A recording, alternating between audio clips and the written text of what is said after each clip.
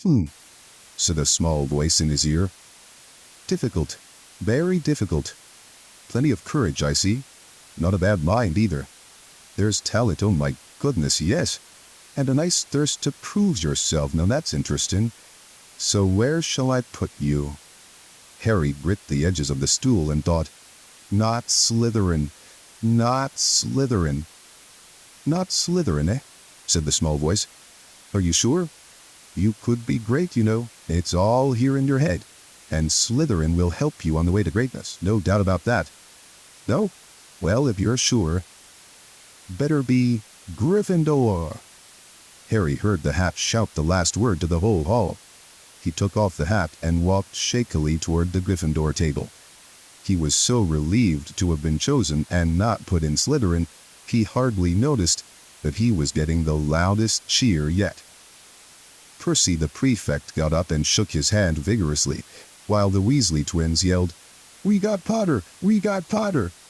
Harry sat down opposite the ghost in the ruff he'd seen earlier. The ghost patted his arm, giving Harry the sudden horrible feeling he'd just plunged it into a bucket of ice-cold water. He could see the high table properly now. At the end nearest him sat Hagrid, who caught his eye and gave him the thumbs up. Harry grinned back. And there, in the center of the high table, in a large gold chair, sat Albus Dumbledore. Harry recognized him at once from the card he'd gotten out of the chocolate fraud on the train. Dumbledore's silver hair was the only thing in the whole hall that shone as brightly as the ghost's. Harry spotted Professor Quirrell, too, the nervous young man from the Leaky Cauldron. He was looking very peculiar in a large purple turban. And now there were only 3 people left to be sorted. Thomas, Dean, a black boy even taller than Ron, joined Harry at the Gryffindor table. Turpin, Lisa, became a Ravenclaw. And then it was Ron's turn. He was pale green by now. Harry crossed his fingers under the table, and a second later the hat had shouted, Gryffindor! Harry clapped loudly with the rest as Ron collapsed into the chair next to him. Well done, Ron! Excellent! Said Percy Weasley pompously across Harry as Zabini Blaze was made a Slytherin. Professor McGonagall rolled up her scroll and took the sorting hat away. Harry looked down at his empty gold plate. He had only just realized how hungry he was. The pumpkin pasties seemed ages ago. Albus Dumbledore had gotten to his feet. He was beaming at the students, his arms opened wide, as if nothing could have pleased him more than to see them all there. Welcome, he said. Welcome to a new year at Hogwarts. Before we begin our banquet, I would like to say a few words. And here they are. Nitwit, blubber, oddment, tweak. Thank you. He sat back down. Everybody clapped and cheered. Harry didn't know whether to laugh or not. Is he a bit mad? He asked Percy uncertainly. Mad, said Percy airily. He's a genius, best wizard in the world. But he is a bit mad, yes. Potatoes, Harry? Harry's mouth fell open. The dishes in front of him were now piled with food. He had never seen so many things he liked to eat on one table. Roast beef, roast chicken, pork chops and lamb chops, sausages, bacon and steak, boiled potatoes, roast potatoes, fries, Yorkshire pudding, peas, carrots, gravy, ketchup, and, for some strange reason, peppermint humbugs. The Dursleys had never exactly starved Harry, but he'd never been allowed to eat as much as he liked. Dudley had always taken anything that Harry really wanted, even if it made him sick. Harry piled his plate with a bit of everything except the peppermints, and began to eat. It was all delicious. That does look good, said the ghost in the ruff sadly, watching Harry cut up his steak. Can't you... I haven't eaten for nearly 400 years, said the ghost. I don't need to, of course, but one does miss it. I don't think I've introduced myself. Sir Nicholas de Mimsy Porpington at your service, resident ghost of Gryffindor Tower. "I know who you are," said Ron suddenly. "My brothers told me about you. You're nearly Headless Nick." "I would prefer you to call me Sir Nicholas de Minzy," the ghost began stiffly, but sandy-haired Seamus Finnegan interrupted. "Nearly headless? How can you be nearly headless?" Sir Nicholas looked extremely miffed, as if their little chat wasn't going at all the way he wanted. "Like this," he said irritably. He seized his left ear and pulled. His whole head swung off his neck and fell onto his shoulder as if it was on a hinge. Someone had obviously tried to behead him, but not done it properly. Looking pleased at the stunned looks on their faces, nearly Headless Nick flicked his head back onto his neck, coughed, and said, "So, new Gryffindors. I hope you're going to help us win the house championship this year. Gryffindors have never gone so long without winning. Slytherins have got the cup 6 years in a row. The bloody Baron's becoming almost unbearable. He's the Slytherin ghost." Harry looked over at the Slytherin table and saw a horrible ghost sitting there, with blank, staring eyes, a gaunt face, and robes stained with silver blood. He was right next to Malfoy, who, Harry was pleased to see, didn't look too pleased with the seating arrangements. "How did he get covered in blood?" asked Seamus with great interest. "I've never asked," said nearly Headless Nick delicately. When everyone had eaten as much as they could, the remains of the food faded from the plates, leaving them sparkling clean as before. A moment later, the desserts appeared. Blocks of ice cream in every flavor you could think of. Apple pies, treacle tarts, chocolate eclairs, and jam donuts. Trifle, strawberries, jello, rice pudding. As Harry helped himself to a treacle tart, the talk turned to their families. "I'm half and half," said Seamus. "Me dad's a muggle. Mom didn't tell him she was a witch till after they were married. Bit of a nasty shock for him." The others laughed. "What about you, Neville?" said Ron. "Well, my gran brought me up, and she's a witch," said Neville. "But the family thought I was all muggle for ages. My great-uncle Algy kept trying to catch me off guard and force some magic out of me. He pushed me off the end of Blackpool Pier once. I nearly drowned. But nothing happened until I was 8.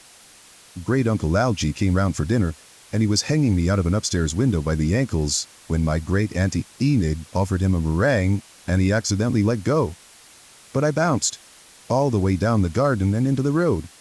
They were all really pleased. Gran was crying, she was so happy.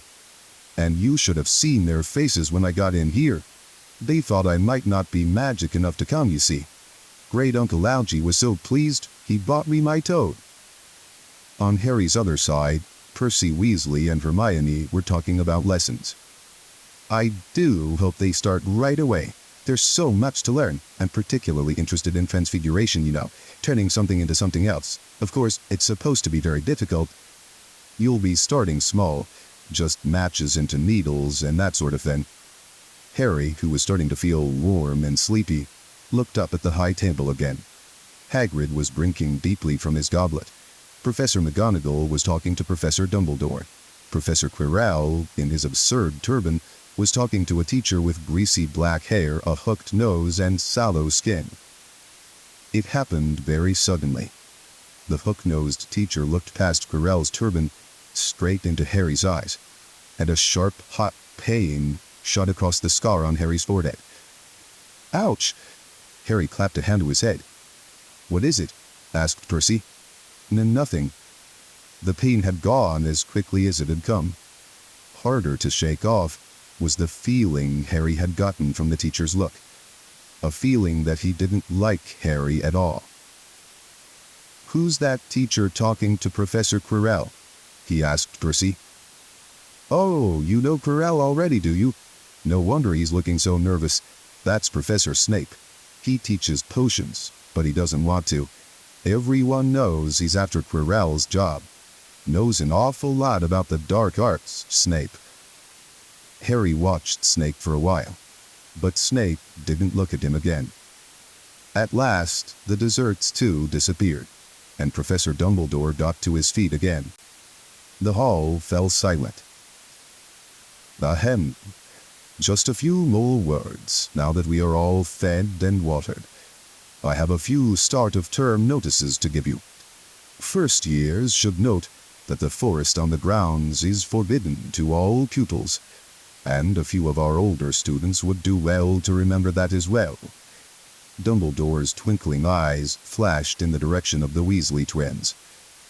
I have also been asked by Mr. Filch, the caretaker, to remind you all that no magic should be used between classes in the corridors. Quidditch trials will be held in the second week of the term. Anyone interested in playing for their house teams should contact Madame Hooch. And finally, I must tell you that this year the third-floor corridor on the right-hand side is out of bounds to everyone who does not wish to die a very painful death. Harry laughed, but he was one of the few who did. He's not serious, he muttered to Percy. Must be, said Percy, frowning at Dumbledore. It's odd, because he usually gives us a reason why we're not allowed to go somewhere. The forest's full of dangerous beasts. Everyone knows that. I do think he might have told us prefects at least. And now, before we go to bed, let us sing the school song, cried Dumbledore. Harry noticed that the other teacher's smiles had become rather fixed. Dumbledore gave his wand a little flick, as if he was trying to get a fly off the end, and a long golden ribbon flew out of it, which rose high above the tables and twisted itself snake-like into words. Everyone pick their favorite tune, said Dumbledore, and off we go. And the school bellowed, Hogwarts, Hogwarts, Hoggy-worty Hogwarts, teach us something, please. Whether we be old and bald or young with scabby knees, our heads could do with filling with some interesting stuff. For now they're bare and full of air, dead flies and bits of fluff. So teach us things worth knowing. Bring back what we've forgot. Just do your best, we'll do the rest, and learn until our brains all rot. Everybody finished the song at different times. At last, only the Weasley twins were left singing along to a very slow funeral march. Dumbledore conducted their last few lines with his wand, and when they had finished, he was one of those who clapped loudest. Ah, music, he said, wiping his eyes.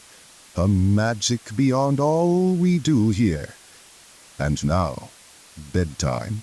Off you trot. The Gryffindor first-years followed Percy through the chattering crowds, out of the Great Hall, and up the marble staircase. Harry's legs were like lead again, but only because he was so tired and full of food. He was too sleepy even to be surprised that the people in the portraits along the corridors whispered and pointed as they passed, or that twice Percy led them through doorways hidden behind sliding panels and hanging tapestries. They climbed more staircases, yawning and dragging their feet, and Harry was just wondering how much farther they had to go when they came to a sudden halt. A bundle of walking sticks was floating in mid-air ahead of them, and as Percy took a step toward them, they started throwing themselves at him. Peeves, Percy whispered to the first-years. A poltergeist. He raised his voice. Peeves, show yourself. A loud, rude sound, like the air being let out of a balloon, answered. Do you want me to go to the Bloody Baron? There was a pop, and a little man with wicked dark eyes and a wide mouth appeared, floating cross-legged in the air, clutching the walking sticks. Ooh, he said with an evil cackle. It go firsties. What fun! He swooped suddenly at them. They all ducked. Go away, Peeves, or the Baron'll hear about this, I mean it, barked Percy. Peeves stuck out his tongue and vanished, dropping the walking sticks on Neville's head. They heard him zooming away, rattling coats of armor as he passed. You want to watch out for Peeves, said Percy as they set off again. The Bloody Baron's the only one who can control him. He won't even listen to us prefects. Here we are. At the very end of the corridor hung a portrait of a very fat woman in a pink silk dress. Password, she said. Caput Draconis, said Percy, and the portrait swung forward to reveal a round hole in the wall. They all scrambled through it. Neville needed a leg up, and found themselves in the Gryffindor common room, a cozy round room full of squashy armchairs. Percy directed the girls through one door to their dormitory, and the boys through another. At the top of a spiral staircase, they were obviously in one of the towers, they found their beds at last. 5 four-posters hung with deep red velvet curtains. Their trunks had already been brought up. Too tired to talk much, they pulled on their pajamas and fell into bed. "Great food, isn't it?" Ron muttered to Harry through the hangings. "Get off, Scabbers. He's chewing my sheets."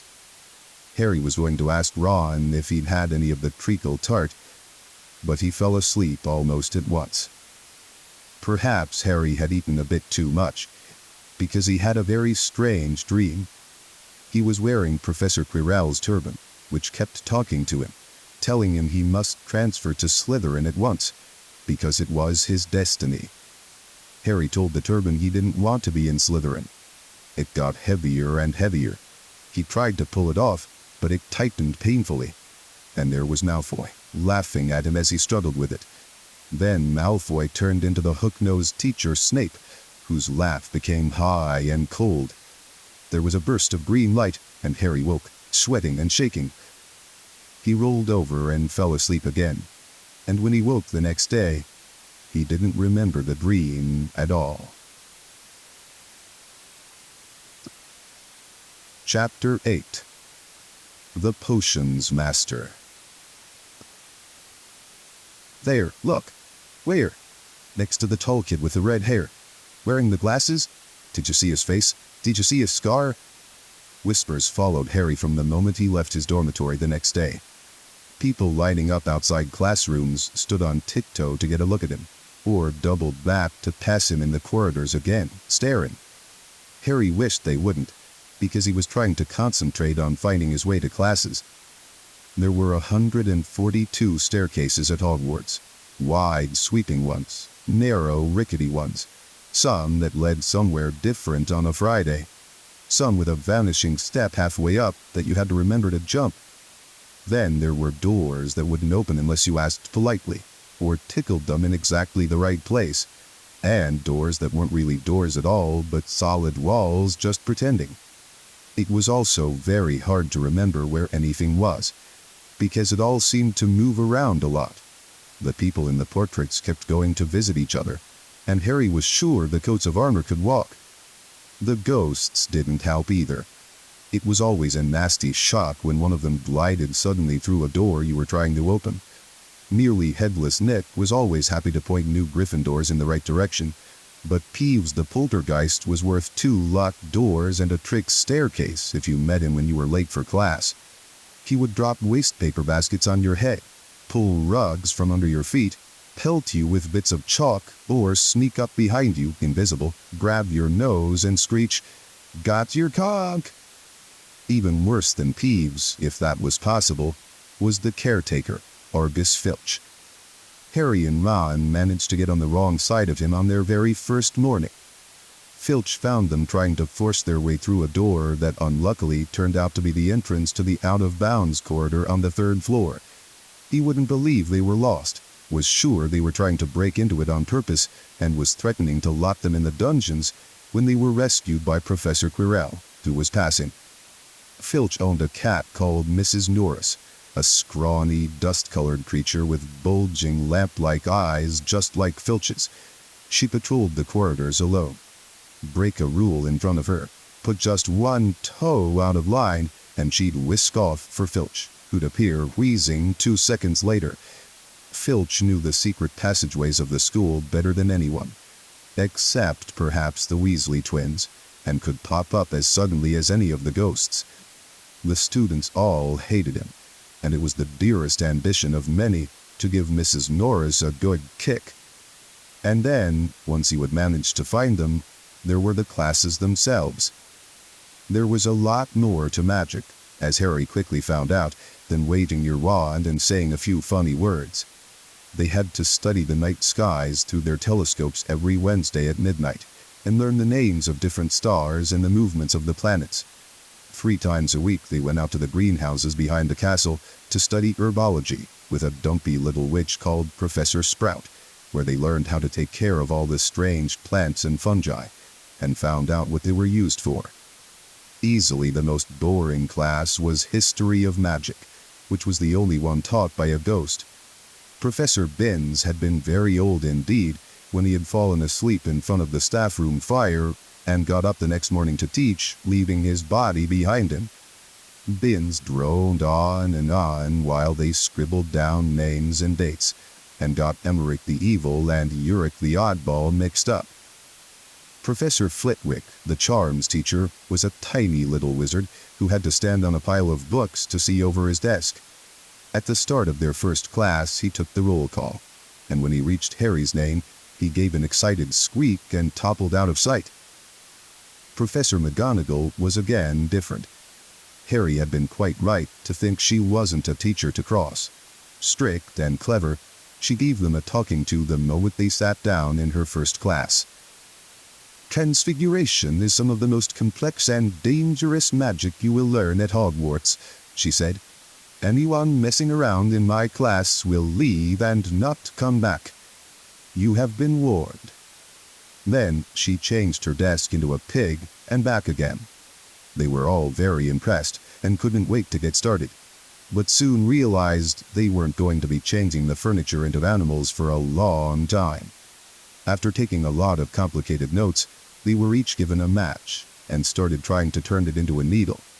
By the end of the lesson, only Hermione Granger had made any difference to her match. Professor McGonagall showed the class how it had gone all silver and pointy, and gave Hermione a rare smile. The class everyone had really been looking forward to was Defense Against the Dark Arts. But Quirrell's lessons turned out to be a bit of a joke. His classroom smelled strongly of garlic, which everyone said was to ward off a vampire he'd met in Romania and was afraid would be coming back to get him one of these days. His turban, he told them, had been given to him by an African prince as a thank you for getting rid of a troublesome zombie. But they weren't sure they believed this story. For one thing, when Seamus Finnegan asked eagerly to hear how Quirrell had fought off the zombie, Quirrell went pink and started talking about the weather. For another, they had noticed that a funny smell hung around the turban, and the Weasley twins insisted that it was stuffed full of garlic as well, so that Quirrell was protected wherever he went. Harry was very relieved to find out that he wasn't miles behind everyone else.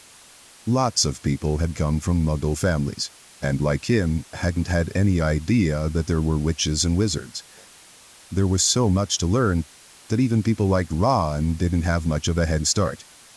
Friday was an important day for Harry and Ron. They finally managed to find their way down to the Great Hall for breakfast without getting lost once. "What have we got today?" Harry asked Ron as he poured sugar on his porridge. "Double potions with the Slytherins," said Ron. "Snape's head of Slytherin House. They say he always favors them. We'll be able to see if it's true." "Wish McGonagall favored us," said Harry. Professor McGonagall was head of Gryffindor House, but it hadn't stopped her from giving them a huge pile of homework the day before. Just then, the mail arrived.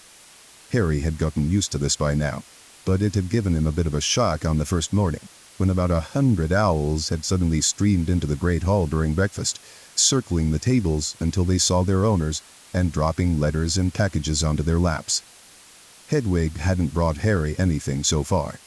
She sometimes flew in to nibble his ear and have a bit of toast before going off to sleep in the owlry with the other school owls. This morning, however, she fluttered down between the marmalade and the sugar bowl and dropped a note onto Harry's plate. Harry tore it open at once. It said, in a very untidy scrawl, "Dear Harry, I know you get Friday afternoons off, so would you like to come and have a cup of tea with me around 3? I want to hear all about your first week. Send us an answer back with Hedwig. Hagrid." Harry borrowed Ron's quill, scribbled, "Yes, please, see you later," on the back of the note, and sent Hedwig off again.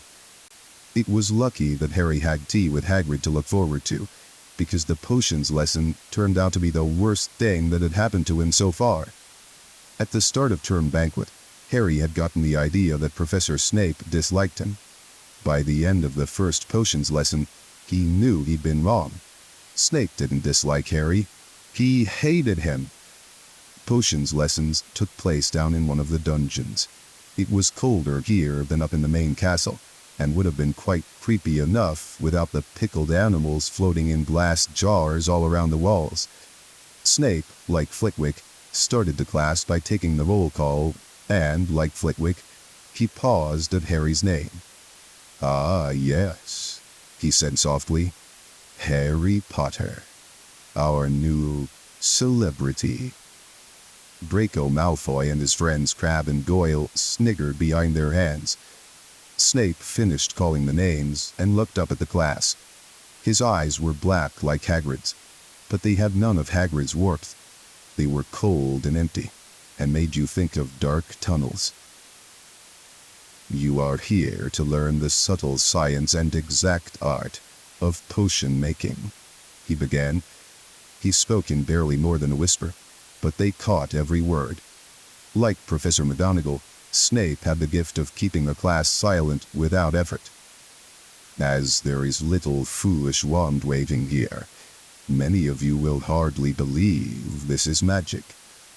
I don't expect you will really understand the beauty of the softly simmering cauldron with its shimmering fumes, the delicate power of liquids that creep through human veins, bewitching the mind, ensnaring the senses. I can teach you how to bottle fame, brew glory, even stutter death. If you aren't as big a bunch of dunderheads as I usually have to teach." More silence followed this little speech. Harry and Ron exchanged looks with raised eyebrows.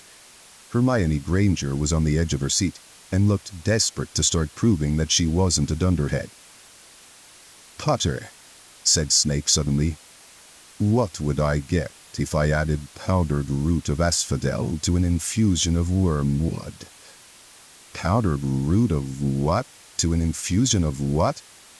Harry glanced at Ron, who looked as stumped as he was. Hermione's hand had shot into the air. "I don't know, sir," said Harry. Snape's lips curled into a sneer. "Tut, tut.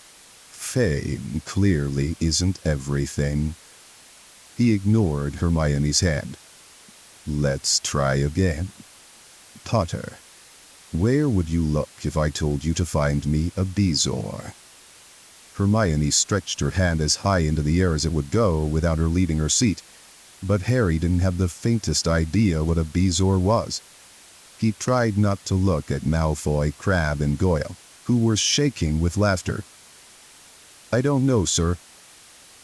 "Thought you wouldn't open a book before coming, Potter?" Harry forced himself to keep looking straight into those cold eyes. He had looked through his books at the Dursleys, but did Snape expect him to remember everything in 1,000 magical herbs and fungi? Snape was still ignoring Hermione's quivering hand. "What is the difference, Potter, between monkshood and wolfsbane?" At this, Hermione stood up, her hand stretching toward the dungeon ceiling.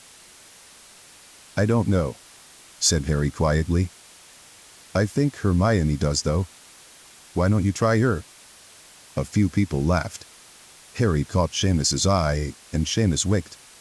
Snape, however, was not pleased. "Sit down," he snapped at Hermione. "For your information, Potter, asphodel and wormwood make a sleeping potion so powerful it is known as the Draught of Living Death. A bezoar is a stone taken from the stomach of a goat, and it will save you from most poisons. As for monkshood and wolfsbane, they are the same plant, which also goes by the name of aconite. Well, why aren't you all copying that down?" There was a sudden rummaging for quills and parchment. Over the noise, Snape said, and a point will be taken from Gryffindor House for your cheek, Potter. Things didn't improve for the Gryffindors as the potions lesson continued. Snape put them all into pairs and set them to mixing up a simple potion to cure boils. He swept around in his long black cloak, watching them weigh dried nettles and crush snake fangs, criticizing almost everyone except Malfoy, whom he seemed to like. He was just telling everyone to look at the perfect way Malfoy had stewed his horned slugs when clouds of acid green smoke and a loud hissing filled the dungeon.